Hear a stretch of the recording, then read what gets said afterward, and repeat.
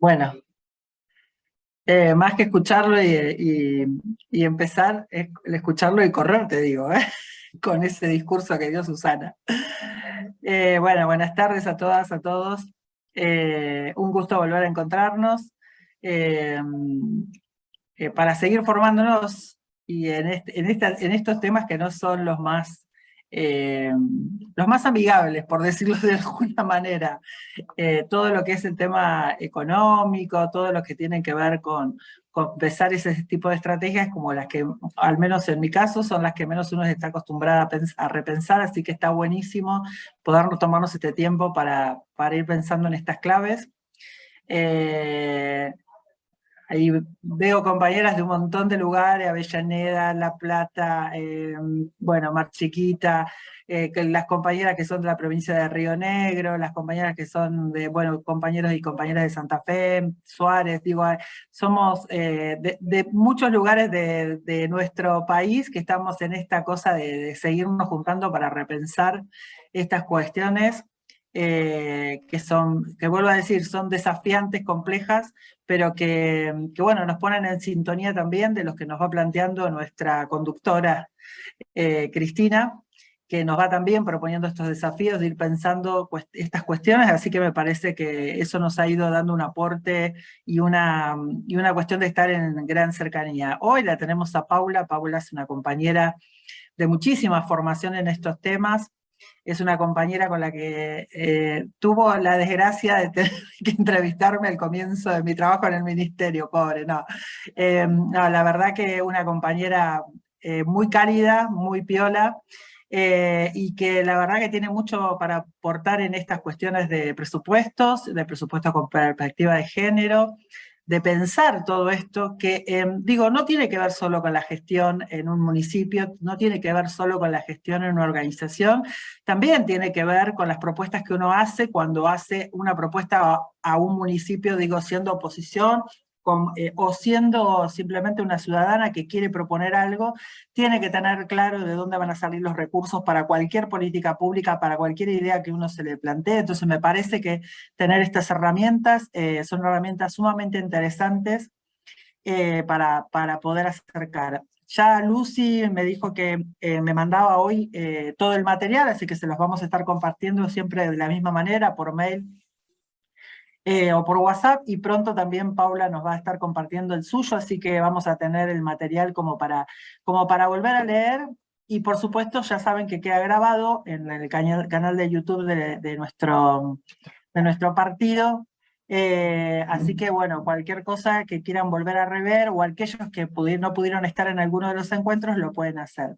Así que bueno, no lo vamos a hacer largo, vamos a arrancar eh, con estas cuestiones, solamente porque hoy Paula no le contábamos mucho, estábamos haciendo así una charla.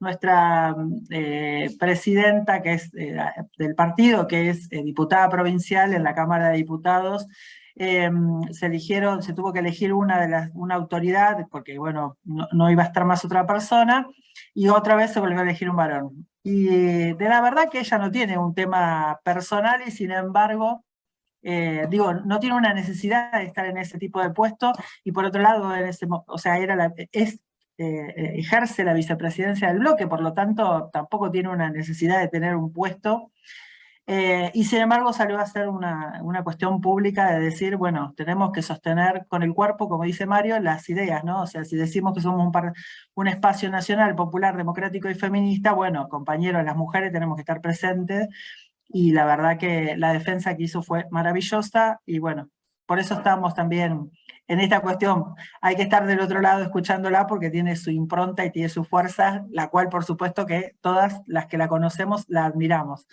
Así que bueno, en eso era Paula que estábamos, de mucha charla.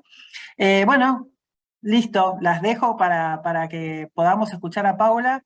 Ahí está compartiendo Juli el canal de YouTube, porque a veces estamos medio que no sabemos dónde. Bueno, ahí lo tenemos, para que todo lo que quieran ver que hayamos hecho, siempre se sube ahí, está ahí, así que lo podemos ver con tranquilidad. Bueno, escuchamos, Pauli.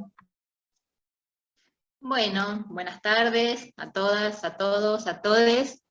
Bueno, en primer lugar, agradecer nuevamente a Silvia, a todas las compañeras que están en la organización de esta escuela, que es fantástica, y por los niveles de participación, me encanta, veo por la pantalla mucha diversidad, diversidad de edades, de género, porque ahora también participan varones, así que bueno, me encanta poder encontrarnos para seguir aprendiendo. Yo, la presentación de hoy, bueno, son 3 encuentros, ahora les voy a contar de qué tratan. Un poco me entusiasmé cuando Silvia me hizo la invitación y te pedí de hacer un encuentro más, con esta idea que ella decía también, ¿no? Cuando hablamos de presupuestos nos suena a un tema como muy duro, como muy lejano, y bueno, la idea mía es poder romper esa idea, poder ver cómo los presupuestos están en nuestra cotidianidad. Como decía Silvia, son muy importantes para todas las políticas públicas o las acciones que queramos hacer desde el Estado. Eh, y bueno, mi idea es poder aportar, yo quisiera poder aportar a que cada uno, cada uno de ustedes que quieran implementar el presupuesto con perspectiva de género en sus territorios, se lleven de estos encuentros herramientas concretas. ¿Con qué nos vamos a encontrar cuando queremos implementar un presupuesto con perspectiva de género? Y bueno, y tener algunas herramientas ya para empezar a pensar en cada uno de los territorios. Así que voy a compartir pantalla, que nos va a ayudar ahí se ve, ¿no? ¿Sí? A simplificar. Bueno, yo lo voy a dejar así, medio, si se ve muy chiquitito, me avisan y lo agrando.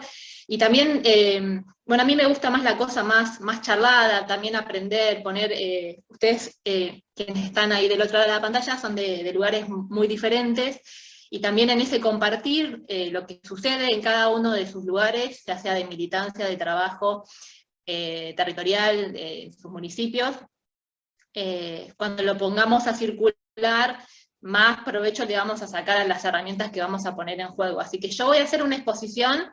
Si voy muy rápido, si algo no se entiende, me paran. Silvia, si voy muy rápido, me decís.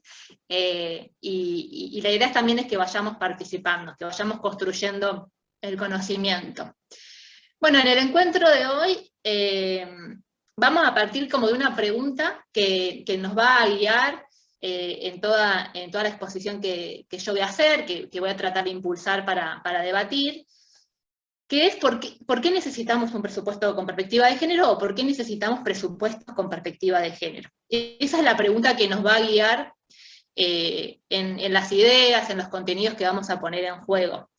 Y lo que vamos a ver luego son qué son los presupuestos públicos, con esta idea que decíamos recién, que Silvia también compartía, ¿no? Con la idea de romper, que el presupuesto público es algo lejano, y después vamos ya a entrar ya en la cuestión de ir incorporándole perspectiva de género a los presupuestos y ver que los presupuestos tienen muchos impactos en la vida de las personas, y entonces decimos que los presupuestos no son neutrales al género. Entonces, bueno, con esa gran pregunta, ¿no? ¿Por qué necesitamos presupuestos con perspectiva de género? Partimos de que conocemos que en la sociedad en la que vivimos hay desigualdades de género estructurales. ¿Qué quiere decir eso, no?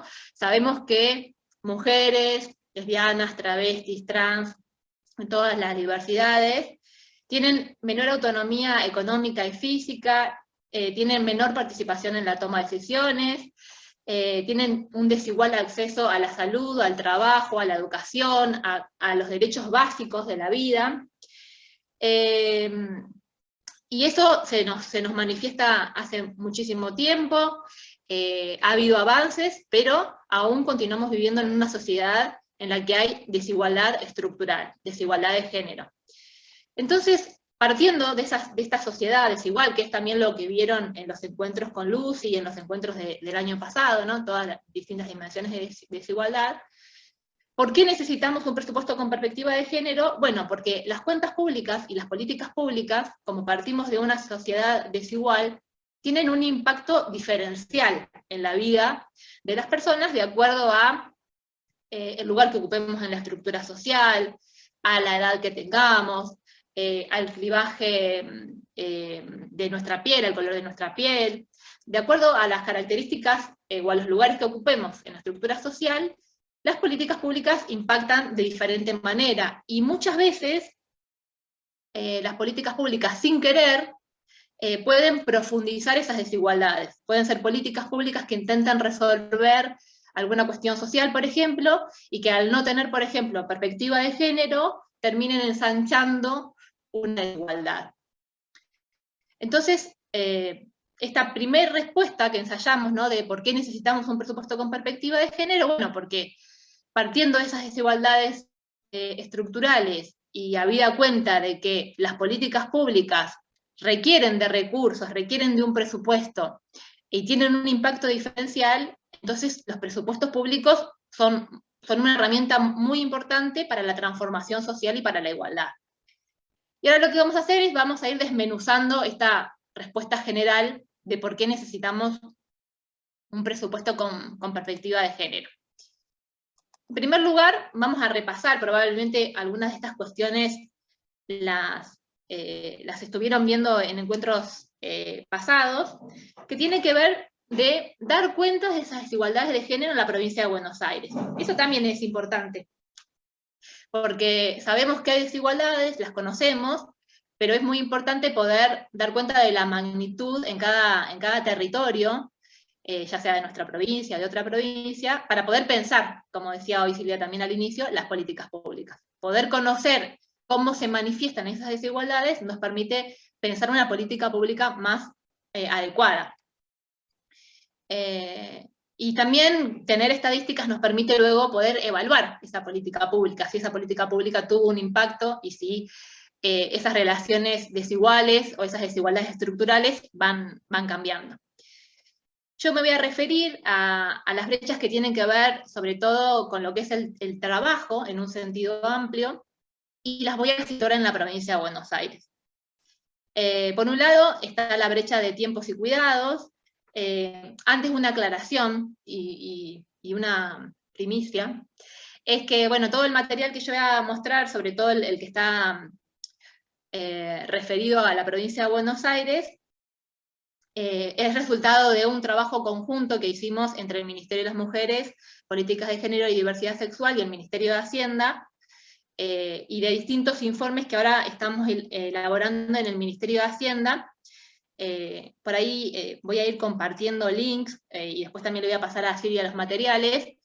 Y después también, bueno, señalar algo muy positivo, que es que también todo este material es resultado de un hito histórico que tuvimos en la provincia, que es que la provincia de Buenos Aires ya cuenta con su primer presupuesto con perspectiva de género. El presupuesto del 2022 también resultado de un trabajo conjunto del Ministerio de las Mujeres, Políticas de Género y Diversidad Sexual y del Ministerio de Hacienda. En la provincia contamos con nuestro primer presupuesto con perspectiva de género, y mucho de lo que les voy a compartir es parte de esa experiencia y de ese hito histórico de nuestra provincia. Y por el otro lado, un dato no tan positivo es que todas las estadísticas que yo voy a mostrar las vamos a ver en términos binarios, mujer y varón, y eso se debe a que la fuente de información aún releva las preguntas de esa manera, pero que tenemos que tener siempre en cuenta que las diversidades van a estar, digamos, en una situación de mayor desigualdad en relación a las mujeres y a los varones. Y bueno, eso me parece importante decirlo, y también la búsqueda de que las estadísticas también incorporen otras identidades de género.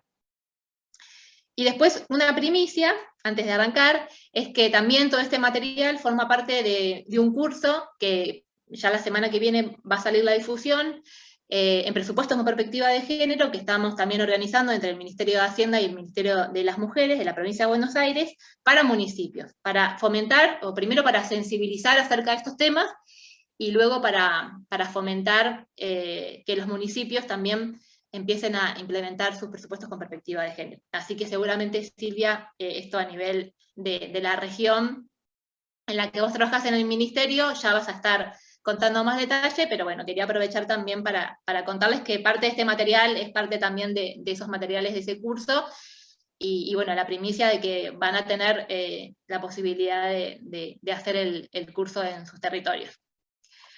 Bueno, sin más preámbulo, entonces, la vez pasada con Lucy creo que estuvieron hablando de lo que es la división sexual del trabajo, ¿no? Esta división que existe desde antes del capitalismo, pero que digamos, si lo circunscribimos al capitalismo, tiene que ver con una asignación de tareas reproductivas o productivas de acuerdo con el género, como si eso fuese algo natural. Entonces, en ese sentido, las tareas reproductivas quedan en los hogares, en manos de las mujeres, y las tareas productivas son las que se desarrollan en el ámbito público, mayormente por varones. Esa división sexual de trabajo y esta asignación del trabajo de acuerdo al sexo de las personas como algo natural, como una tarea propia de las mujeres o de los varones, hace que en las tareas domésticas y en las tareas de cuidado se nos presente una primera desigualdad muy importante, que le llamamos brechas de tiempo y de cuidado. En la provincia de Buenos Aires, no sé si vieron este dato puntualmente, pero en la provincia de Buenos Aires, las mujeres realizan un 77% de las tareas domésticas y de cuidado. Mientras que los varones, que es lo que muestra este gráfico, solo realizan un 23% de las tareas que se realizan al interior de los hogares, de las tareas no remuneradas. Otro dato importante es que 9 de cada 10 mujeres participan de estas tareas, de las tareas no remuneradas, las tareas del hogar, las tareas del cuidado, y les dedican en promedio 7 horas diarias. Mientras que en los varones, solo 6 de cada 10 varones participan y le dedican la mitad, en promedio, la mitad de horas que las mujeres. Por eso la idea de brecha, ¿no? La desigualdad que existe entre el tiempo que las mujeres destinamos a estas tareas que nos fueron asignadas como naturalmente, y los varones participan y realizan muchísimo menos. Estos datos que les estoy mostrando son del 2013, cuando en la encuesta permanente de hogares se agregó un bloque que preguntó sobre estas cuestiones. El año pasado se volvió a hacer esta encuesta, que digamos, estas encuestas son de usos del tiempo, se les llama, y han realizado un aporte muy, muy importante para visibilizar estas brechas de tiempos y de cuidado. Fíjense, ¿no?, la magnitud de la diferencia de la dedicación. La encuesta que se hizo el año pasado, todavía los resultados no están, pero hubo un adelanto de resultados, hay algún cambio muy menor, solamente tenemos la participación de las mujeres y de los varones en las tareas domésticas y de cuidados. En el total del país, las mujeres sigue siendo más del 90%, como era en 2013, y los varones tuvieron un pequeño incremento en la participación en estas tareas. Esto que decíamos en la página anterior, ¿no? En provincia de Buenos Aires era 9 de cada 10, eso a nivel país sigue siendo, pero es un 91%, y en los varones eran 6 y ahora son 7 a nivel país. Y en provincia de Buenos Aires no tenemos la provincia, todavía los datos, pero sí tenemos regiones de la provincia, y los números son bastante similares. En el Gran Buenos Aires, las mujeres participan un 92,7%, y los varones un 74,3%, y en la región pampeana, las mujeres participan un 86,9%, y los varones un 75,3%. Ese es como en el total, ¿no?, de cada sexo. Así que bueno, esta es la primera brecha, situada, ¿no?, en la provincia de Buenos Aires. Ahí tienen también se le dice brecha y se suele medir en puntos porcentuales, es la diferencia entre la participación de la mujer y la participación del varón, en este caso en estas tareas. Esto representa obviamente un condicionante muy grande para que las mujeres podamos realizar tareas remuneradas, tareas en lo que se suele llamar como mercado, en el mercado de trabajo, y también para que podamos participar de la política, para que podamos tener tiempo de ocio, para el resto de las cosas de la vida. Porque fíjense que en este primer gráfico veíamos, ¿no?, que en promedio las mujeres le dedicamos 7 horas diarias, entonces, bueno, lo que nos queda de tiempo para el resto de las cosas se limita muchísimo. Eso tiene un impacto muy concreto en lo que es acceder o participar del mercado laboral o para poder tener un empleo. Y esto se ve en lo que se conoce como las tasas básicas del mercado de trabajo. Estos datos que yo voy a mostrar son del último trimestre del 2021, son los últimos datos que se conocieron, y que se ven, digamos, a través de distintas tasas. La tasa de actividad nos muestra el porcentaje de participación en el mercado de trabajo, ya sea teniendo un empleo o buscándolo. Cuando hablamos de participación en el mercado de trabajo, nos referimos a que estamos empleadas o empleados o buscando. Cuando estamos buscando trabajo pero no lo tenemos, estamos desempleados o desempleadas. Bueno, ahí lo que vemos en el gráfico de la izquierda es que el 70% de los varones participa del mercado de trabajo, del mercado de trabajo donde está el trabajo remunerado. Es como un espejo de lo que veíamos, digamos, en el gráfico anterior, ¿no? Hay una mayor participación de varones, y en el caso de las mujeres, un 49,9% participa del mercado de trabajo. O sea, la mitad de las mujeres, en este caso, participamos del mercado de trabajo, ¿sí? La otra mitad ni siquiera participa. ¿Sí? La mitad de las mujeres, más de la mitad, porque 49,9%, la mitad de las mujeres no participan del mercado de trabajo. Dicho de otra manera, podríamos decir, bueno, de cada 10 varones, 7 participan y 3 no, y en cambio en las mujeres, 5 participan y 5 no.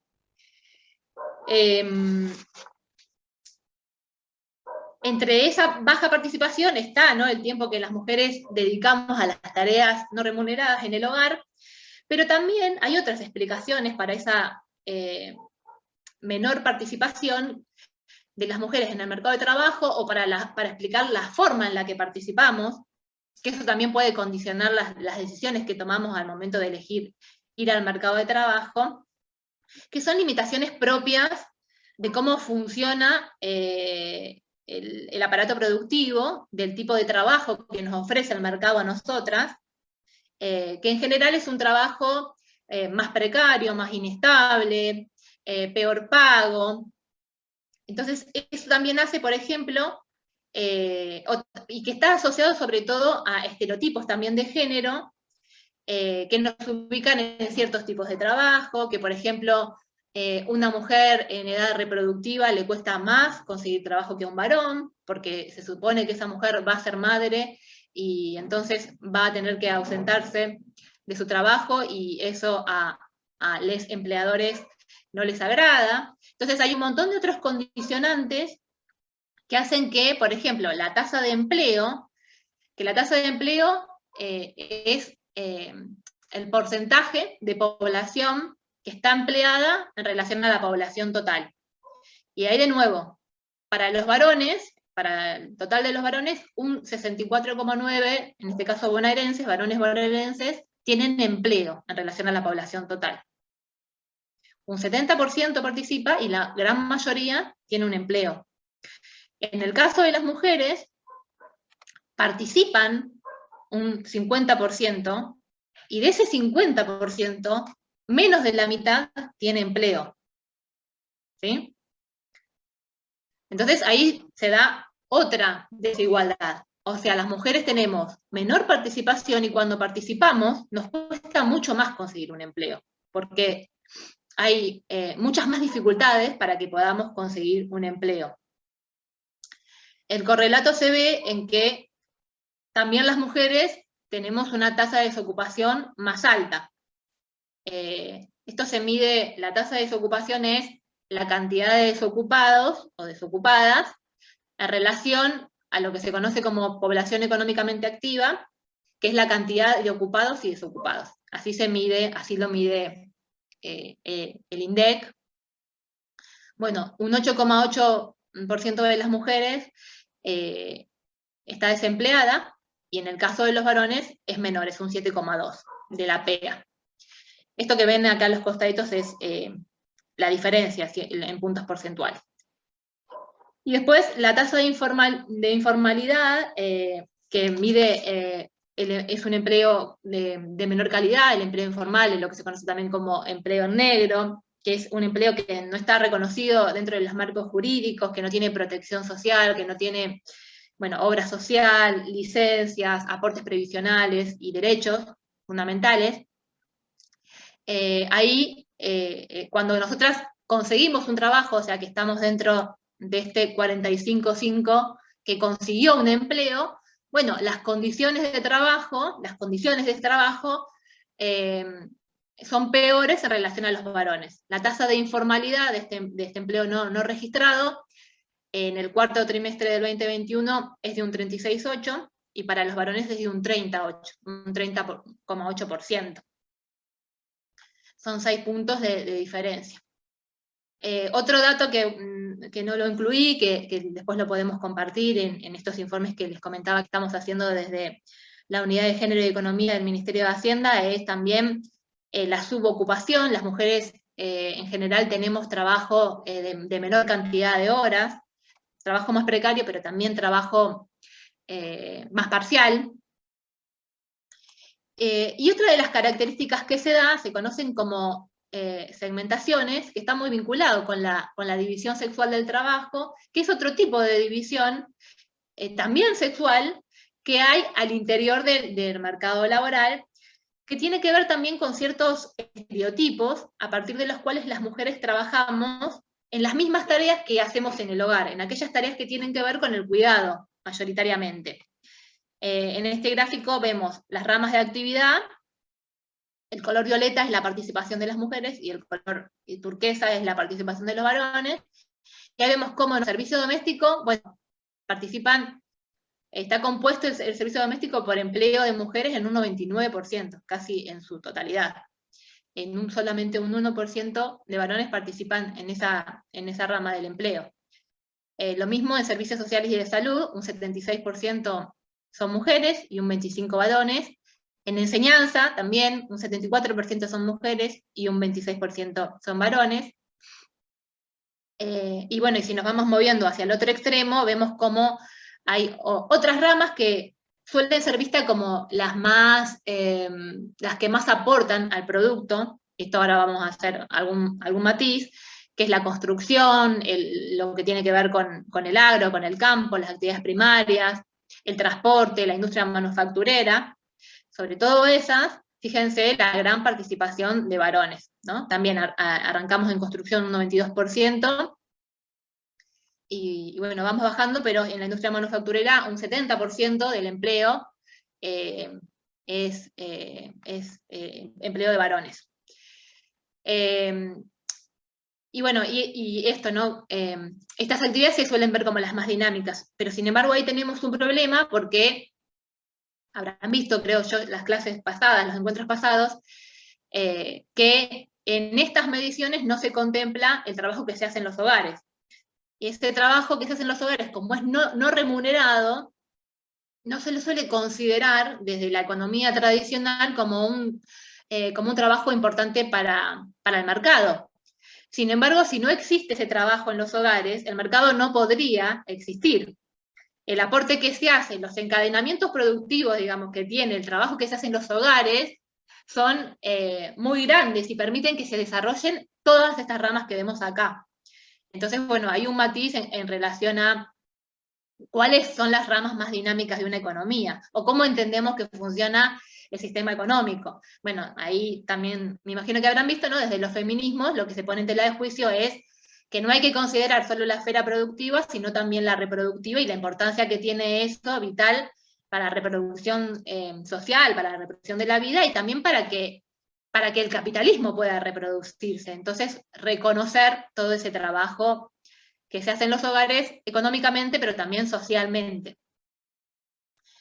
Bien, otro tipo de segregación que hay, otro tipo de esas desigualdades de las que estamos partiendo para considerar la importancia de que tengamos presupuestos con perspectiva de género, se llama segmentación o segregación vertical. Esta es horizontal porque es en la misma rama de actividad. Ahí también hacer otra aclaración, que esa segregación horizontal o esa división sexual del trabajo, que también se replica por rama de actividad, también es interesante pensar que esa segregación también se da inclusive al interior de los diversos puestos de trabajo, en el sentido de que en general, aunque desarrollemos, por ejemplo, cuando estemos en la industria o en la construcción o en cualquier sector, en general las mujeres solemos hacer actividades que tienen que ver con lo organizativo, con el cuidado, y se reservan para los varones aquellas actividades que tienen que ver más con lo productivo, lo creativo, ¿sí? Como que también al interior de cada trabajo, esa división sexual también organizaciones políticas y en nuestras organizaciones de militancia, ¿no? Como que esto que hacemos en los hogares, porque se nos fue asignado como por arte de magia y naturalmente por nuestro género, se replica entre las ramas, pero también al interior de las ramas se va a repetir esa división sexual. Y en términos verticales, esto se ve, por ejemplo, en las dificultades que tenemos las mujeres, y bueno, como les decía hoy, mucho más las diversidades para acceder a los puestos de trabajo, y en este caso, a puestos de trabajo que están vinculados con la toma de decisiones. Esto se suele conocer como techo de cristal, que hace referencia, ¿no?, a las barreras invisibles, pero también muy, muy reales, que hacen que las mujeres no podamos acceder a puestos de decisión, por ejemplo, a aquellos puestos jerárquicos, a los más altos. En provincia de Buenos Aires, por ejemplo, un 8,7% de los varones acceden a puestos jerárquicos y casi, digamos, casi la mitad, un 4,8% de las mujeres acceden a esos puestos. Hay una brecha de 4 puntos de diferencia. Y bueno, y todas estas cuestiones, todas estas brechas que fuimos mencionando en el mercado de trabajo, dan lugar a otra brecha, que es la brecha de ingresos, la diferencia en lo que gana un varón y en lo que gana una mujer, que es resultado de todas esas desigualdades que fuimos mencionando, ¿no? El hecho de que participemos menos, tengamos menos empleo, tengamos más desempleo, tengamos trabajo más informal, más parcial, todas esas situaciones, bueno, que no podamos acceder a puestos de jerarquía, hacen que haya una diferencia, en el promedio más general, hay una diferencia casi del 30% entre lo que gana un varón y una mujer. Y una cuestión que es importante también de mencionar es que todas estas desigualdades que estamos comentando se profundizan cuando cruzamos el género con otras dimensiones, cuando vemos las desigualdades desde un enfoque multidimensional, y yo les decía al principio, ¿no?, de acuerdo a la posición en la estructura social, a la edad, a los niveles de ingresos. Esas brechas se suelen profundizar. Entonces todo lo que estuvimos viendo, bueno, desde ya mencionamos, para las diversidades hay muchas más situaciones de discriminación al momento de poder acceder al mercado de trabajo, al tipo de trabajo que se accede. Y también digamos que las brechas se profundizan si consideramos, bueno, una mujer o una persona lesbiana, travesti, de edad joven, o de bajos ingresos, o según el nivel de educación. Estas desigualdades que estamos mencionando se van profundizando muchísimo más. Y en ese sentido es interesante ver, por ejemplo, acá la brecha de ingresos en los asalariados informales, el trabajo informal que mencionábamos hace un ratito, ¿no?, aquel que no tiene un reconocimiento jurídico, que no tiene obra social, que no tiene aportes. Ahí la brecha se profundiza, la brecha entre lo que gana una mujer y un varón asciende al 43,3%. ¿Sí? Casi que la mujer gana un poquito más de la mitad de lo que gana el varón. Y bueno, y vinculado también con todo lo que estamos viendo, es que da resultado también a lo que se conoce como feminización de la pobreza, porque el resultado de todas estas desigualdades que hay, las mujeres tienen más participación en los deciles más bajos de ingresos. Acá en este gráfico lo que ven es, se acomodan, digamos, se dividen en 10 los ingresos de la población, y en el número 1 es el nivel de ingresos más bajo, y el número 10 es el nivel de ingresos más alto. Y ahí vemos cómo en el nivel de ingresos más bajo, es decir, las personas pobres, de menores ingresos, de cada 10, 7 son mujeres y 3 son varones. Y a la inversa, como espejo, en el decil de ingresos más altos, en las personas más ricas, 6,7 sería casi 7 son varones y 3 son mujeres. Es como un espejo que vemos, como resultado de esa forma de inserción en el mercado de trabajo tan desigual, y bueno, desigual en todas las dimensiones que estuvimos viendo. Bien, entonces, dicho todo esto, bueno, estas son algunas desigualdades que nos dan cuenta, que nos sitúan, que nos permiten visibilizar cómo son esas desigualdades en la provincia de Buenos Aires. Y bueno, además, obviamente, existen muchísimas otras situaciones de desigualdad, o también de derechos fundamentales en los que hay incumplimiento, en los que hay diferencias. Por ejemplo, también violencias por razones de género, poder garantizar el acceso a la salud, a la soberanía física y reproductiva. Son todas situaciones que nos plantean la necesidad de tener un presupuesto con perspectiva de género. Partimos entonces como de estas desigualdades para ver la necesidad de incorporar la perspectiva de género en los presupuestos. Y como para ir respondiendo a este interrogante que nos hacíamos al principio, de por qué se necesita un presupuesto con perspectiva de género, vemos las desigualdades y ahora nos vamos a preguntar, bueno, pero ¿qué son los presupuestos públicos? ¿No? Como esta idea de cuando, a ver, yo voy a compartir, a ver, me había guardado, creo que lo cerré, a ver.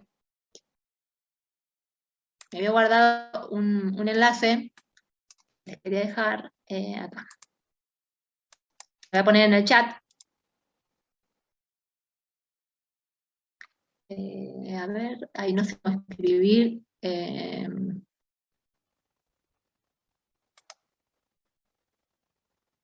Bueno, no sé cómo escribir, no tengo el chat abierto, porque estoy compartiendo pantalla, pero no sé si tuvieron alguna vez la posibilidad de ver un presupuesto público. En general son hojas y hojas, planillas, con nombres raros, y con muchos números, con muchos ceros ahora en nuestro país que manejamos niveles de inflación muy altos, son cifras muy grandes, y es como que nos queda una idea muy lejana, ¿no? De, bueno, ¿qué es un presupuesto? Es como, bueno, es algo, una primera idea podríamos pensar, es algo como contable.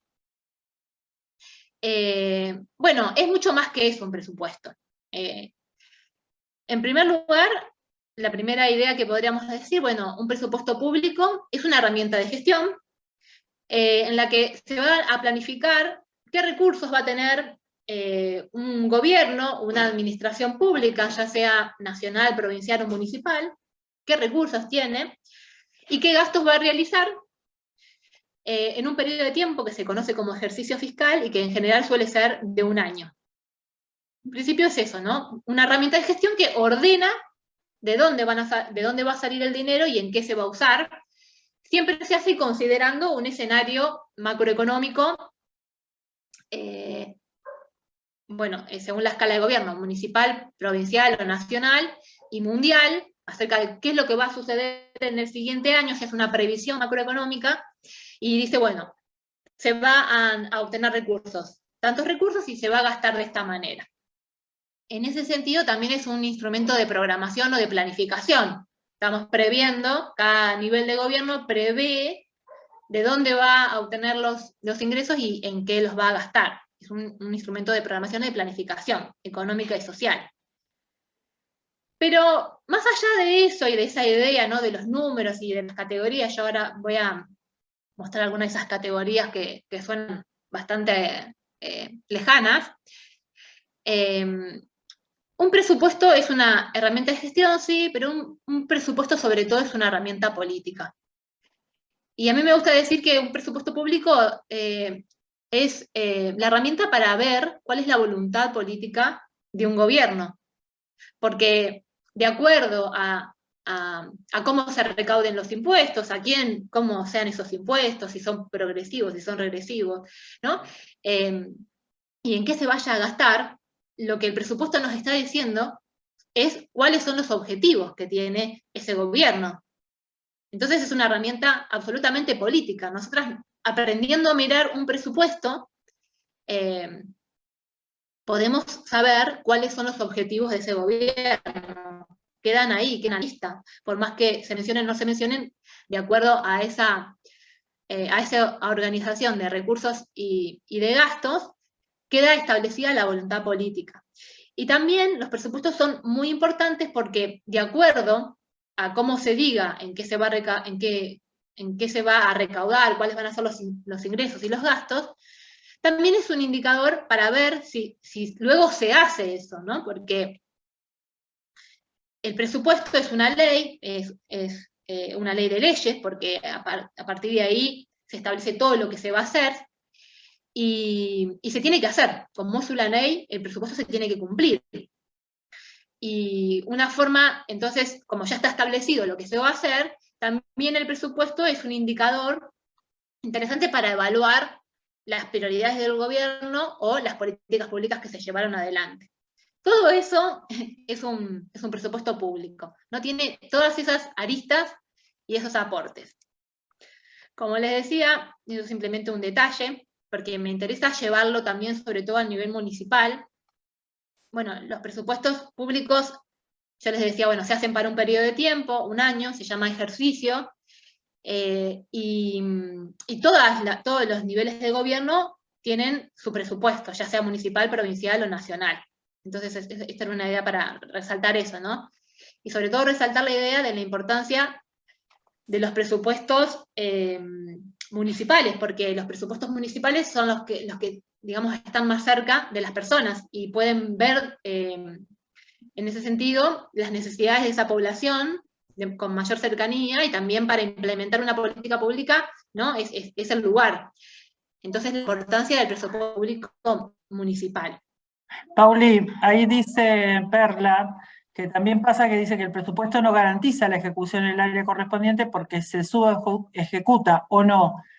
Y bueno, y eso también es cuando hay subejecución también es una lectura política, ¿no? Exactamente, eso es lo que decíamos en este punto que estaba acá. Es un indicador muy importante, porque si es presupuesto es una ley y se tiene que cumplir. Ahora, si una política pública se subejecuta, bueno, es un indicador para darnos cuenta de que, bueno, estaba establecido que se iba a asignar ciertos recursos y no se asignaron. Puede haber un problema que dificulte la implementación de una política pública, pero bueno, ahí como que prendemos una luz para ir a mirar por qué hay una subejecución. Y eso puede ser, y es habitual que sea, una cuestión política también. Así que sí, exactamente. Yo no sé cómo hacen para ver, no sé si lo mandó por el chat, pero está bueno si alguien quiere ir preguntando, diciendo algo. Y yo, antes de esto, sí, te voy ayudando, y antes de eso Cecilia decía nomás, cuando vos le planteabas el tema de las brechas, que participó de un trabajo de un montón de empresarios que eran, digamos, como los jefes de una organización en México, y que eran todos varones, que por ahí también la paridad en el sector privado era importante, y dice, bueno, quizás sea una utopía. Pero bueno, el feminismo es utopía, le decía yo. Bueno, eso es lo que veíamos de segregación. Este gráfico es en general, no es en el espacio público, que también sucede y que también hemos tenido avances en la provincia de Buenos Aires en la incorporación de mujeres y diversidades en cargos de mayor jerarquía. Esto es en sector público y privado, todo. Y se ve, digamos, la diferencia.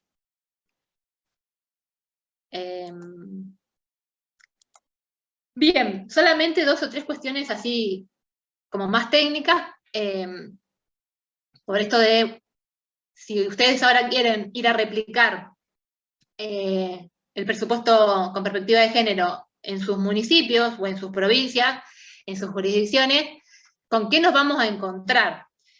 Y bueno, nos vamos a encontrar, yo les decía, con esas planillas llenas de datos, y tienen una organización esas planillas, no es que son al azar. Esas planillas, yo les decía, bueno, el presupuesto tiene los recursos y los gastos. Y esos recursos y gastos, como son montos muy grandes que tienen que ver con todo lo que hace un gobierno, con el propio funcionamiento del gobierno, pero también con todas las políticas públicas que se despliegan, todos esos recursos y esos gastos se organizan en clasificaciones, que son agrupamientos de acuerdo a un criterio. Hay muchísimas clasificaciones, yo ahí puse las más conocidas, leo, por ejemplo, por rubros, por carácter económico, por objeto, por carácter económico, por finalidad en función, por programas, por institución. Son como distintas formas de ver tanto los recursos como los gastos. Y acá puse un ejemplo de lo que hay ahí adentro. Por ejemplo, la clasificación por objeto de gasto tiene gasto en personal, bienes de consumo. Gasto en personal es los sueldos, ¿no? Bienes de consumo es el gasto que se hace en algo que se consume con una utilización. Por ejemplo, el papel, ¿no? Por ejemplo, la tinta de la impresora. Se consume, en un uso se consume. Servicios no personales son todo lo que no es el personal propio del Estado. Bienes, bueno, también publicidad, pasajes, viáticos. Bienes de uso son aquellos bienes que no se terminan cuando los usamos una vez. Por ejemplo, una computadora, un edificio, una máquina, tienen muchos usos. Después hay transferencias, distintos tipos de transferencias, que es, digamos, el dinero que se da. Después hay toda otra parte que tiene que ver con las finanzas, con la deuda, y con los servicios de la deuda, que son cómo se paga esa deuda y los intereses. Esto es lo que más nos asusta, ¿no? Es la idea que decíamos del inicio, ¿no? Cuando vamos a ver el presupuesto, nos encontramos con esto, decimos, bueno, cierro acá, nos vemos otro día, porque es una dimensión muy grande, no son planillas y planillas. Pero yo lo pongo para dimensionar una cosa muy concreta. ¿Qué le falta a esto? En función de esta gran pregunta que nos guía en el encuentro de hoy.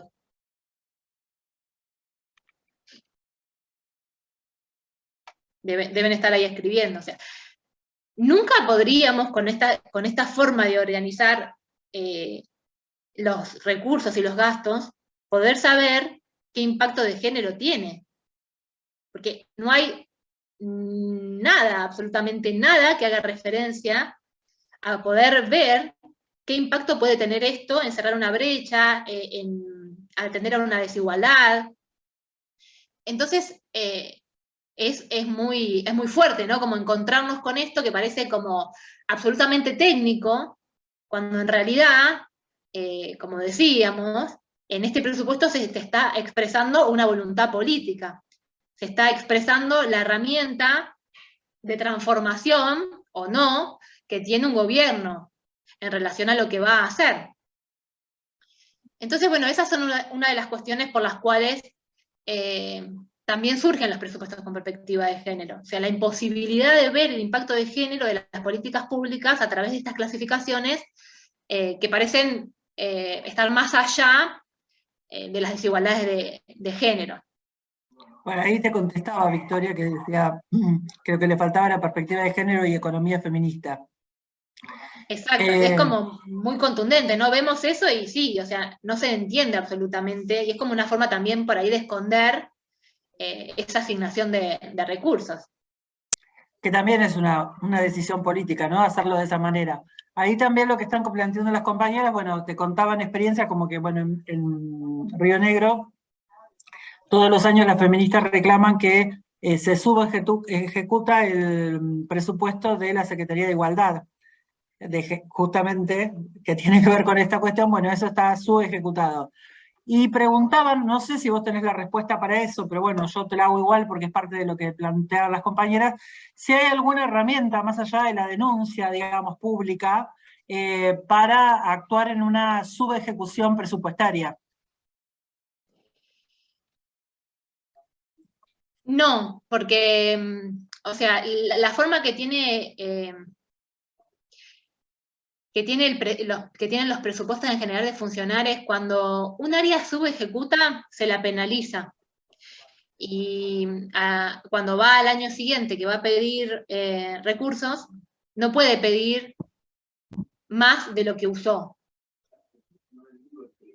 Entonces, como que hay una penalización cuando estimamos mal, cuando decimos, bueno, necesitábamos gastar tanto y gastamos menos. Si gastamos menos, lo que nos dice el circuito presupuestario es, bueno, entonces te bajo la asignación porque vos no necesitaste dinero eh, para llevar adelante la política pública.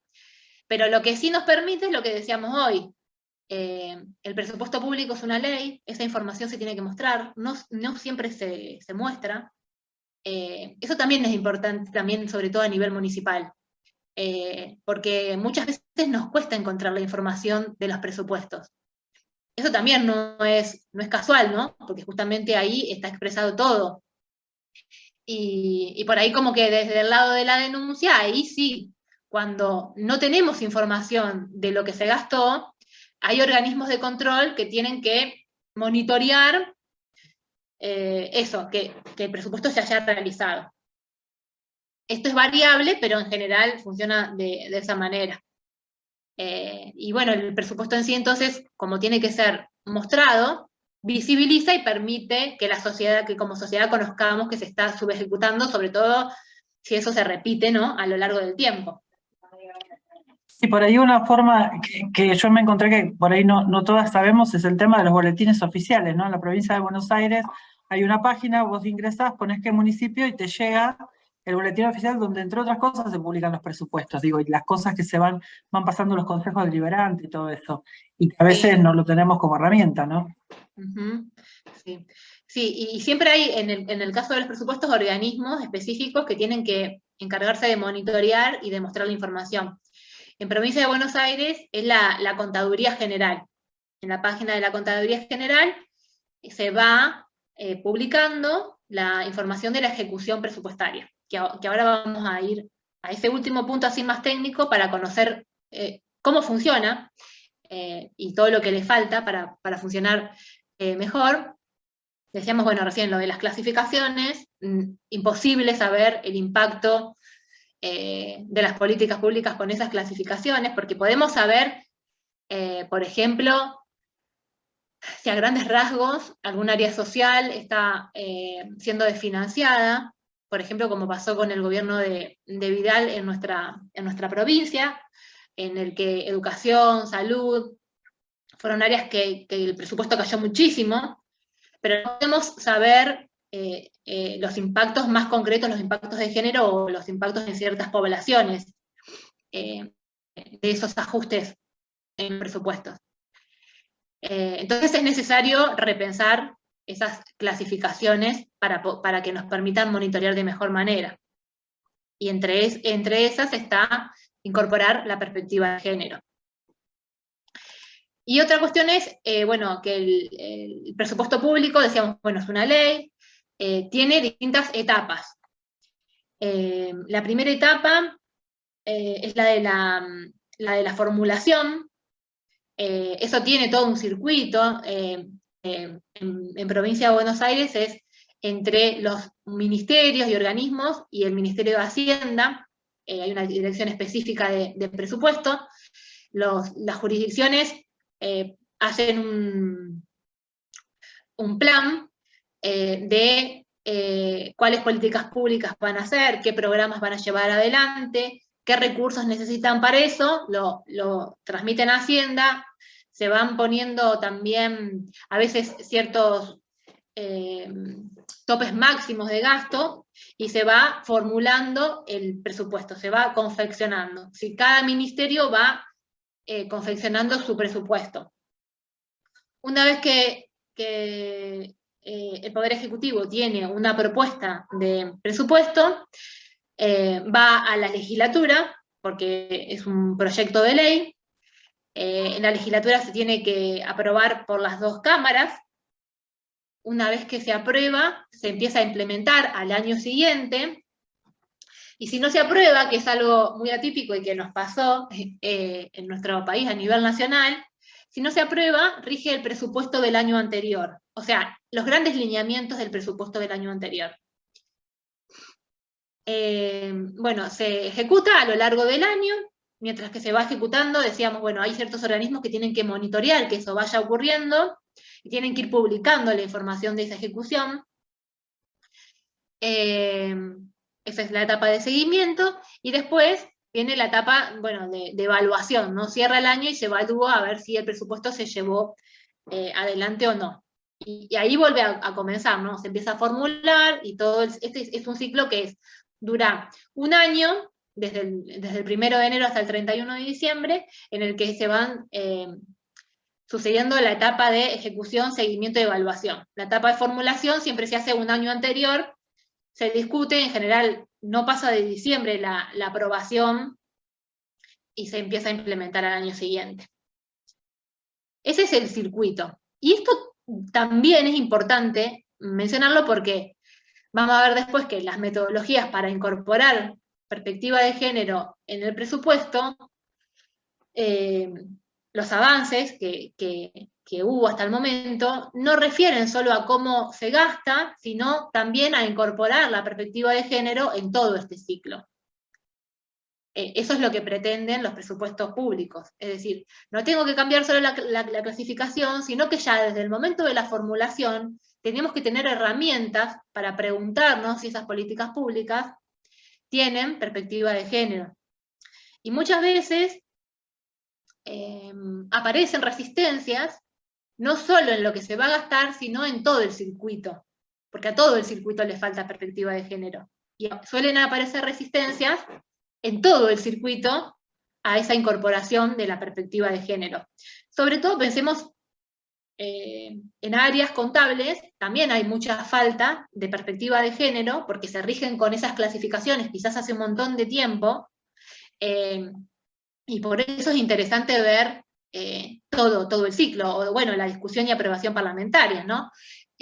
Cómo están compuestas, cómo participan las mujeres y las diversidades en la legislatura, cómo se tratan ciertos temas, qué importancia se les da, si esas personas que están trabajando en la legislatura tienen perspectiva de género y tienen las herramientas para poder evaluar un presupuesto con perspectiva de género, o poder ver si al presupuesto le falta perspectiva de género en esa discusión parlamentaria. Por eso es importante ver todo el ciclo.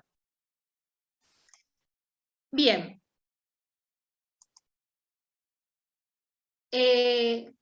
Por todo esto que estamos charlando, en general los presupuestos durante muchísimo tiempo y décadas se presentaron como agregados monetarios. De ingresos y de gastos, como veíamos recién, bueno, resultados, que eso tiene que ver con algo que también es interesante. Ahora después vamos a poner un ejemplo. Cuando hablamos de resultados, hablamos de si hay déficit o hay superávit, que también es algo que se está discutiendo mucho en nuestro país, si el déficit es importante o no, si la política pública tiene que ser expansiva, más keynesiana.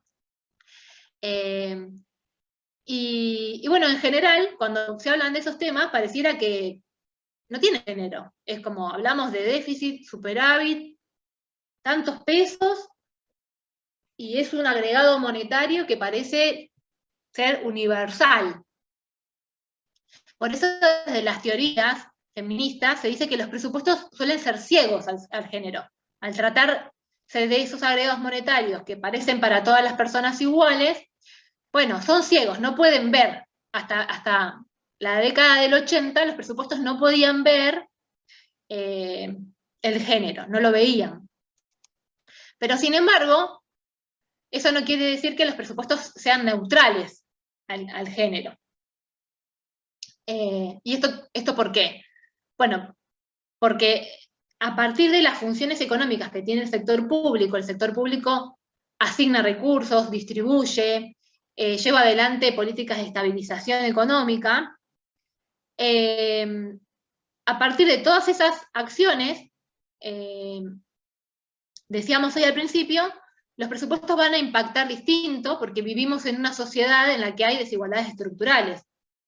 Entonces, cuando se implementa una acción o una distribución o una medida de estabilización, va a impactar distinto en distintas poblaciones. Por eso es que los presupuestos no son neutrales al género, tienen un impacto diferente. Cada cosa que se haga, incluso al interior de los propios gobiernos, de los propios estados como institución, tiene un impacto distinto en los trabajadores y las trabajadoras, en la política que se está implementando. Entonces los presupuestos no son neutrales al género.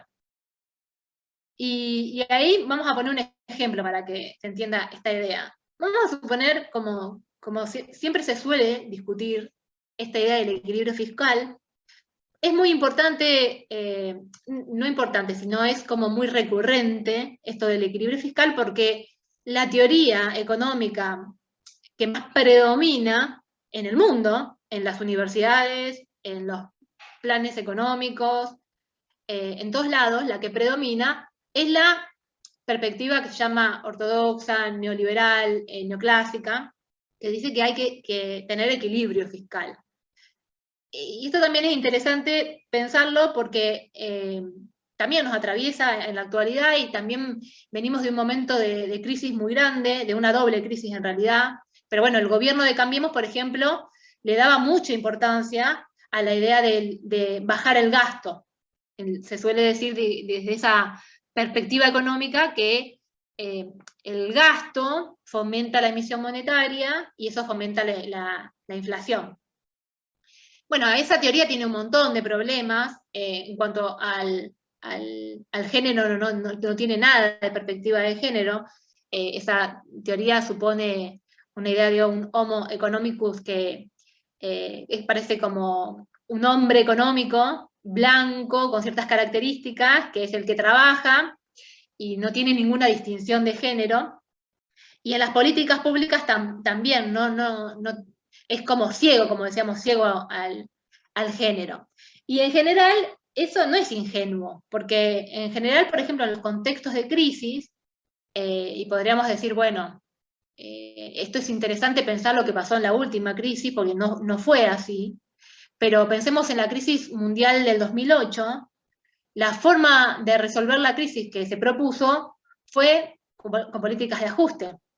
Y nosotras sabemos que las crisis repercuten por todas las condiciones laborales que mencionamos al principio, las crisis repercuten en mayor medida en las mujeres y mucho más en las diversidades.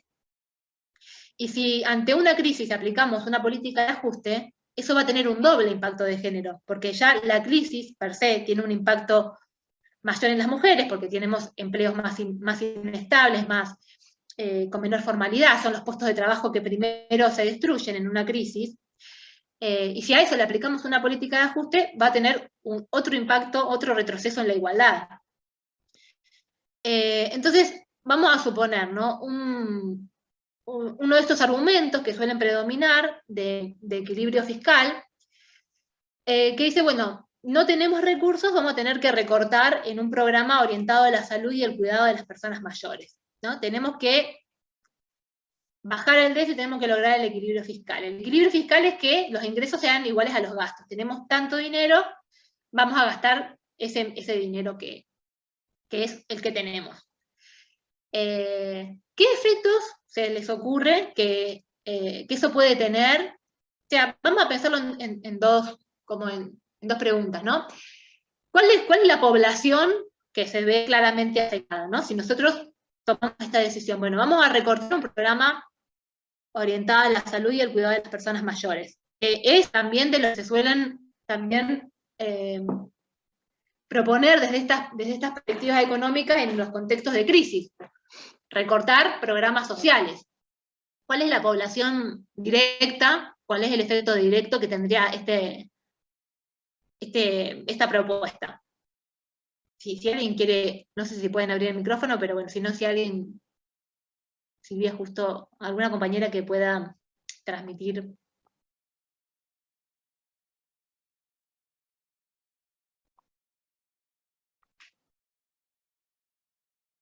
O a ver si yo dejo de compartir un momentito y puedo. Ahí está.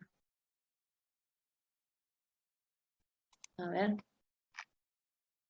Bien, ahí dicen, las personas mayores, esa es como la población directa, ¿no? Estamos recortando un servicio de salud y de cuidado de esas personas mayores.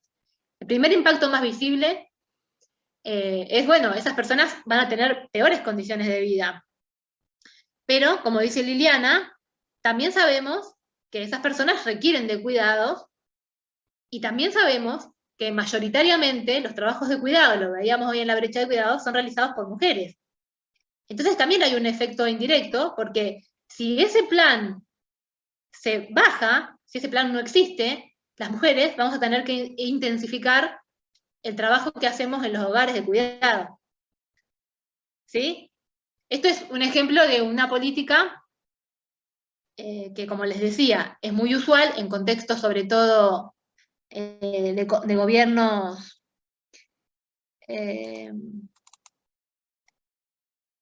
ortodoxos, neoliberales, pero también en contextos de crisis. Este argumento suele calar muy hondo de la necesidad de bajar el gasto público, y bueno, eso tiene un doble impacto de género. Pero también podría pasar que un área de gobierno tenga la intención de hacer una política pública para mejorar las condiciones de vida de una población vulnerable, y que al no tener en cuenta la perspectiva de género, resuelva un problema social, pero profundice otro. Algo que se debate muchas veces es algunas políticas públicas que refuerzan estereotipos. Por ejemplo, alguna política pública que tiene que ver con la complejidad también del momento de pensar una política pública. Por ejemplo, algo que es debatible y que podemos poner ahí a debatir es, hay ciertas políticas públicas, por ejemplo, en relación al trabajo no remunerado. Una propuesta podría ser, bueno, remuneremos, ¿no?, el trabajo en los hogares. Está buenísimo, porque sobre todo si pensamos que en los hogares de menores ingresos es donde mayormente ocurre que las mujeres quedan al cuidado de niñas, de personas mayores, realizando las tareas domésticas, estamos permitiendo mejorar las condiciones de vida de una gran parte de la población. Ahora, muchas veces también eso puede hacer reforzar, digamos, que sean las mujeres las que se queden en los hogares. Es complicado lo que estoy planteando, esto suscita un montón de debates, pero lo que quiero poner en juego es la necesidad de incorporar la perspectiva de género, de debatirlo en las políticas públicas, porque bueno, queriendo o sin querer, podemos tener efectos, podemos ayudar, digamos, a poblaciones vulnerables, pero quizás podemos, sin tener en cuenta la perspectiva de género, reforzar ciertos estereotipos o perjudicar a ciertas poblaciones. Y también a veces, como sin decirlo, pero con intención, como este ejemplo que yo había puesto, ¿no? Bueno, hay que lograr el equilibrio fiscal, bueno, estamos afectando indirectamente a la población de mujeres, porque son las que mayoritariamente realizan estas tareas, y si el Estado no está presente, van a tener mucho más trabajo que realizar, y como decíamos hoy, eso las va a condicionar después para poder insertarse, por ejemplo, en el mercado de trabajo. Entonces, bueno, ya para finalizar, por hoy vamos a llegar hasta acá, la idea es, bueno, yo sé que son como un montón, ¿no? Un montón de cosas las que vimos, partimos de las desigualdades, un montón de conceptos de desigualdades, esta cuestión más técnica del presupuesto, como ir acercándonos, cuestionar qué les falta a los presupuestos, y bueno, y a partir de ahí, empezar a pensar entonces qué se busca.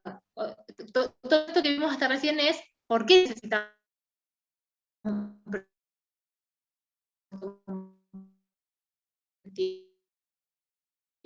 de género.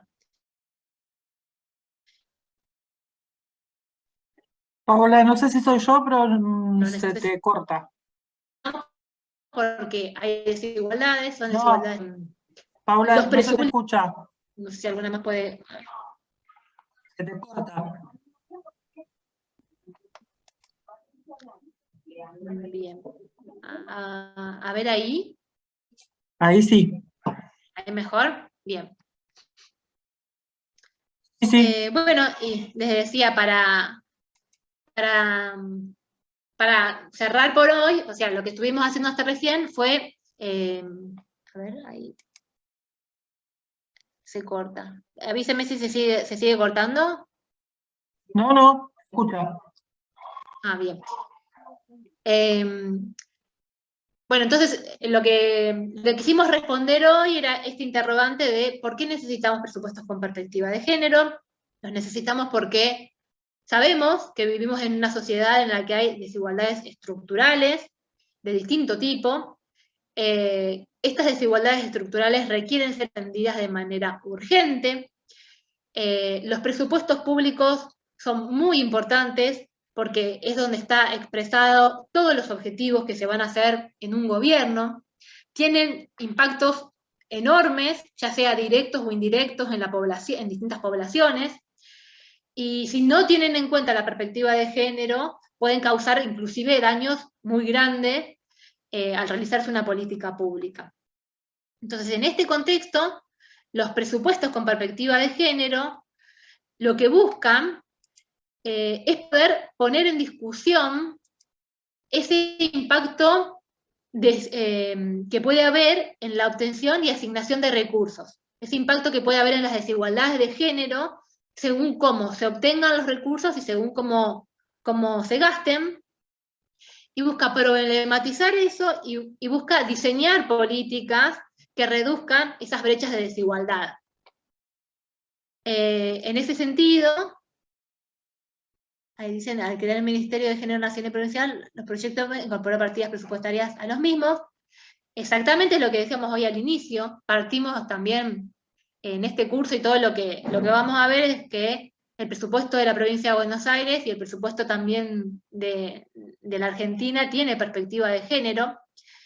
Estos presupuestos con perspectiva de género, bueno, buscan problematizar, buscan visibilizar si existe esa perspectiva de género en la obtención de recursos y en cómo se van a gastar los recursos, en cuál va a ser el impacto en cerrar brechas de género, pero también sirven para institucionalizar esas políticas públicas, porque muchas veces también pasa que tenemos avances, tenemos conquistas de derechos, pero no tenemos recursos para poder garantizar que esos derechos se cumplan. Entonces también está la importancia de institucionalizar esos derechos que ya han sido conquistados a través del presupuesto, que como decíamos es una ley. Y bueno, y también es una herramienta que permite, lo decíamos hoy, planificar y luego evaluar esas políticas públicas ya ahora con perspectiva de género. Y en ese sentido es una herramienta de gestión muy potente porque nos permite acercarnos a poblaciones vulnerables y entonces diseñar mejores políticas públicas, ¿sí? Y después poder evaluar el impacto de esas políticas públicas. Por todo esto, los presupuestos con perspectiva de género lo que buscan es transversalizar el enfoque de género o la perspectiva de género en todas las políticas públicas. Y acá es interesante tener en cuenta que los presupuestos con perspectiva de género no son presupuestos destinados a las mujeres, por ejemplo, simplemente. Los presupuestos con perspectiva de género, al problematizar las políticas públicas, al ponerlas en debate bajo el lente de la perspectiva de género, lo que busca es que todos los organismos incorporen en sus políticas la perspectiva de género. Por eso yo digo problematizar, y por eso hoy ponía el ejemplo de lo contradictorio de las políticas públicas. Los presupuestos con perspectiva de género lo que quieren es que repensemos todas las políticas públicas que llevamos adelante, que pensemos el impacto de género que puede tener, que pensemos si hacen falta otras políticas nuevas para atender a esas desigualdades estructurales. Y entonces no tiene que ver solo con un presupuesto de un área de género o de un ministerio de las mujeres, sino con que todos, el Ministerio de Comunicación, el de Seguridad, el de Educación, el de Salud, todos los organismos, las jurisdicciones, tienen que pensar sus políticas públicas con perspectiva de género. Por eso se busca transversalizar la perspectiva de género en las políticas públicas, en todo lo que hace el gobierno. Ahí preguntaba, perdón, ahí una compañera preguntaba cómo sería institucionalizar esto de la perspectiva de género en los presupuestos. Eso vamos a trabajarlo en las próximas. Vamos a ir trabajando, pero tiene que ver con tener herramientas que perduren en el tiempo, que sean de la institución.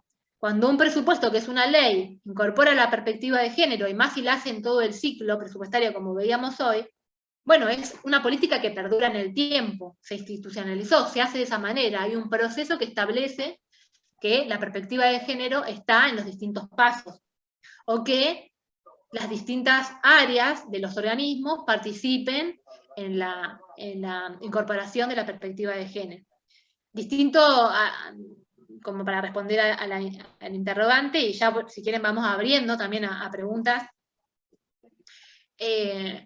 Es lo que les decía hoy, por ejemplo, muchas veces hay avances que son institucionales en conquistas de derechos, pero después presupuestariamente no hay recursos para implementar o para garantizar que esa ley, que puede tener perspectiva de género, se lleve adelante. Entonces, bueno, a eso le falta institucionalizar. Le falta asignar recursos. Le falta que diga una ley que diga, bueno, para garantizar ese derecho, que ya es ley, es necesario tantos recursos. Esa es una forma de institucionalizar, de jerarquizar esa política pública. Sí, creo que hay que partir de la idea de que cualquier política pública, digo, para llevarla adelante, sí o sí se necesita recursos económicos, si no estamos hablando de ahí sigue de una utopía. Claro, y por eso decíamos hoy lo de la voluntad, ¿no? Es en el presupuesto es donde está la voluntad expresa, o sea, porque un gobierno también puede decir muchas cosas, pero en el presupuesto está lo que se va a hacer, y cómo se va a hacer, con qué recursos. Entonces, por eso la importancia de ver el presupuesto como una herramienta política muy importante, porque es ahí donde está establecido por ley de qué manera se van a garantizar ciertos derechos o se van a desarrollar ciertas políticas públicas para atender a distintas situaciones de desigualdad. Claro, acá dicen, bueno, para garantizarse requiere destinar dinero. Acá Ceci Miglio, que de paso la saludo, me pone contenta verla para acá, dice, la jubilación anticipada tiene algunos obstáculos. Por ejemplo, una mujer con más de 30 años de aportes y con 57 años pagó este último tiempo el monotributo social para tener acceso a la salud. Ese aporte lo pagaba su marido, y le decían que ella no tenía que figurar como monotributista para acceder a la jubilación anticipada. Ella tiene 2 enfermedades autoinmunes, solo lo cuento como un ejemplo, es una buena política pública, pero con contradicciones a revisar. Sí, yo a eso me refería hoy cuando también ponía este ejemplo, que es difícil, ¿no? Y siempre cuando estamos en lugares de decisión, de poder pensar políticas públicas, las políticas públicas tienen muchas aristas contradictorias, y cuanto más estemos formadas, ¿no?, en perspectiva de género y también la cercanía al territorio, que decía hoy, por eso lo importante de los presupuestos municipales, es cuando mejor vamos a poder pensar esa política pública y diseñarla para el objetivo que pretendemos. Y sí, y es apasionante también, ¿no?, como pensar, bueno, que las políticas públicas van garantizando ciertos derechos y tienen sus complejidades, también, no son las complejidades de las resistencias que se generan, sino también con la mejor intención de implementar una política pública, cuanto más perspectiva tengamos de género y cuanto más podamos ver las desigualdades, bueno, mejor vamos a desarrollar y planificar mejores políticas públicas.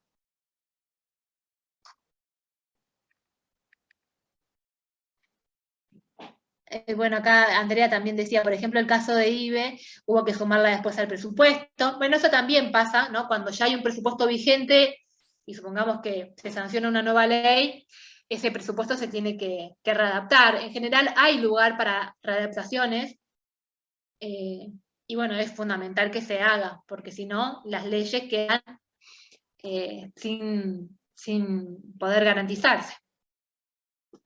A mí me parece muy interesante lo que dices respecto a que hacerlo en todo el circuito la perspectiva de género, porque yo lo doy con respecto a las ordenanzas, ¿no? A veces pensamos que escribir la mejor ordenanza que tiene todos los condimentos para que sea con perspectiva de género, pero nos olvidamos de una cuestión muy importante, que conversarla con las compañeras o con los, digo, con la colectiva, digo, a la cual va dirigida esa ordenanza. Y entonces nos perdemos del 90% de lo que es necesario para pensarlo, digo, ¿no? Me parece que pensar con perspectiva de género, tanto una ordenanza como en este caso una ordenanza que puede ser la municipal o una ley, implica también eso, ¿no? Poder escuchar a los actores, pero no escucharlos como la asamblea de los contribuyentes, que ya viene como armados, se sientan, pum, levantan la mano.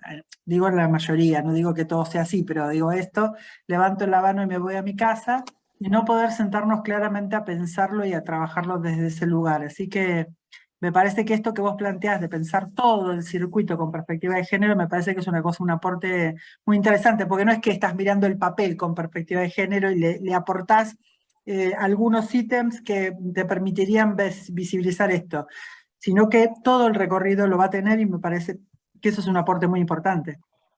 Sí, sí, tiene que ver con eso que estábamos hablando, de la importancia también de que en ese ciclo o en ese circuito las distintas instancias tengan perspectiva de género. Porque muchas veces también cuando pensamos en una política pública, quizás si solamente un área sola, el área que la está elaborando, supongamos, tiene perspectiva de género, pero el resto del recorrido no lo tiene, también se dificulta muchísimo la implementación de esa política pública. A veces por desconocimiento, hay áreas de trabajo que son más técnicas y que predomina más esta idea como de la neutralidad del área en relación al género, y en realidad nos damos cuenta de que no, de que cuando todas esas distintas áreas, ¿no?, sobre las que tiene que recorrer una política pública, una ordenanza, un proyecto de ley, cuando todas esas áreas tienen perspectiva de género, el resultado va a ser muchísimo mejor. Y también muchas veces pasa la inversa, las resistencias se manifiestan en esas áreas, también eso pasa.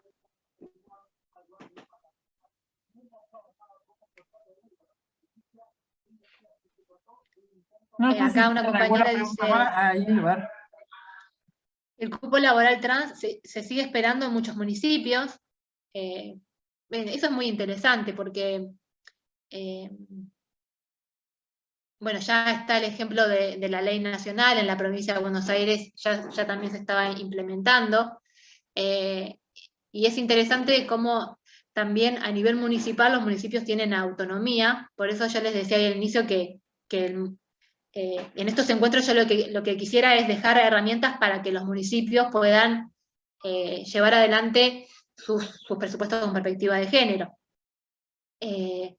Y bueno, ahí recogiendo un poco también lo que vos, Silvia, ponías en juego, ¿no? Muchas veces también en lo que son los presupuestos, por ahí queda el área de género de un municipio, por ejemplo, queriendo implementar el presupuesto con perspectiva de género, y vamos a ver que de acuerdo al objetivo de los presupuestos con perspectiva de género, no es solamente el área de género la que tiene que encargarse del presupuesto con perspectiva de género, porque son, decíamos recién, son todas las políticas las tenemos que repensar ahora con el lente de la perspectiva de género.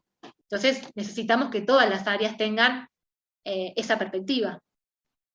Ahí es interesante, por ejemplo, no sé, poder hacer formación también, la perspectiva de género, como por ejemplo hace la ley Micaela en el Estado. Eso es también una política que busca transversalizar la perspectiva de género en el Estado, y con ello en las políticas públicas.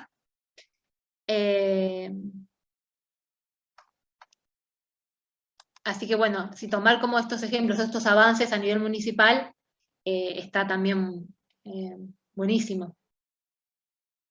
Una cosa que me olvidé de decirles es que a nivel municipal, todo lo que tiene que ver con los presupuestos, como les decía, tienen autonomía los municipios establecen sus propios presupuestos. Ese circuito, bueno, lo contaba un poco recién Silvia, es en el Consejo de Deliberantes que se aprueba el presupuesto anual, y después les voy a enviar la normativa que rige ahí, se llama RAFAM, que es la que establece las pautas generales de los presupuestos municipales.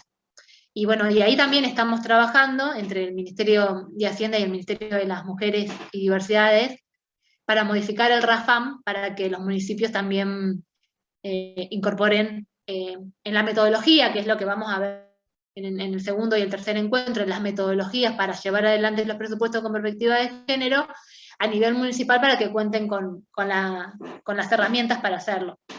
¿Qué sería esto, no? Cambiar esas clasificaciones que vimos hoy, tan duras, y que ya desde la clasificación podamos identificar cuál es, sobre todo el gasto, o por lo menos en primera instancia, el gasto con perspectiva de género.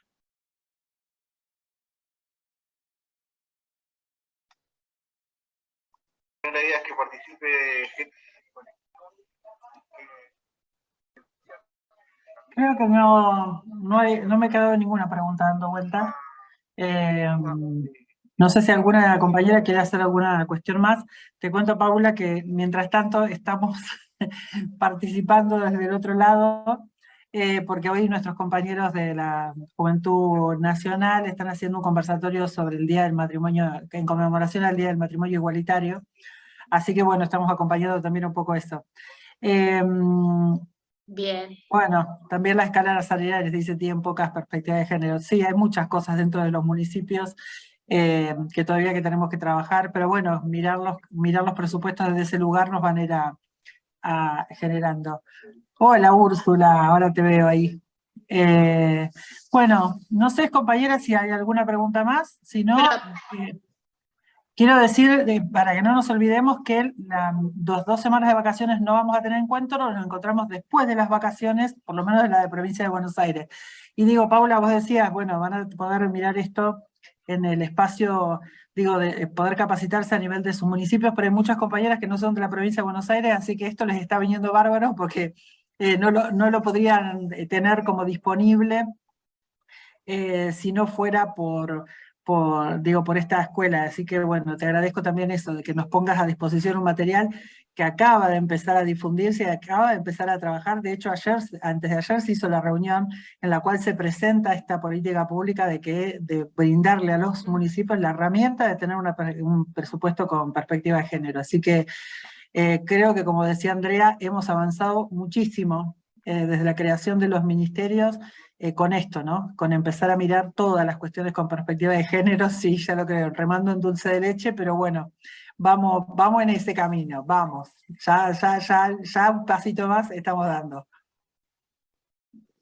Sí, pasos muy importantes. A mí me gustaría, ya para dejarlas, le voy a dejar tarea, pero que por ahí hasta el siguiente encuentro, que pensemos, ¿no?, en nuestros municipios, qué políticas públicas hay en el municipio, y si tienen perspectiva de género o no, que nos quedemos con esta idea dando vuelta. Y que veamos a veces la dificultad de discutir la perspectiva de género en las políticas públicas. Y que lo pensemos no solo cuando una política pública es muy evidente porque va destinada a mujeres, sino que hagamos el ejercicio de pensar en nuestros territorios, en nuestra provincia, en nuestros municipios, las políticas públicas que se llevan adelante y qué brecha cierran o si ensanchan alguna brecha. Y que, bueno, la próxima vez que nos encontremos sigamos debatiendo con lo que pasa en cada uno de los municipios, con ejemplos concretos de estos que son a veces muy difíciles y muy contradictorios y tienen muchas aristas.